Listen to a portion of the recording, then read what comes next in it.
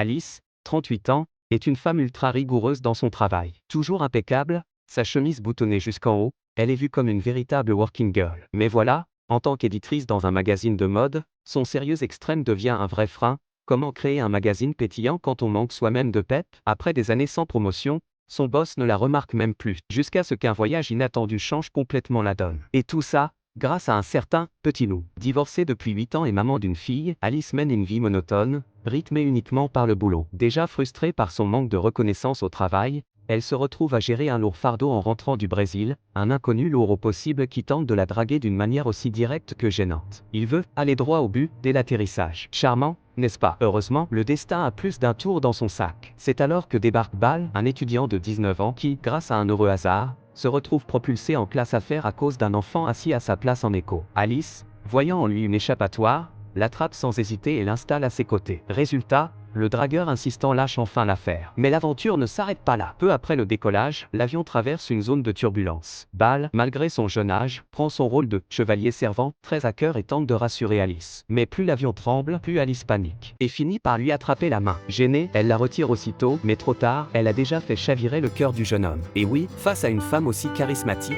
il est totalement sous le charme. Une fois l'orage passé et l'avion stabilisé, Bal, lui, est encore en plein tumulte intérieur. Comme si le destin voulait leur donner une autre chance, Alice, pressée de débarquer, oublie sa clé USB sur son siège. Ni une ni deux, Bal décide de partir à sa recherche.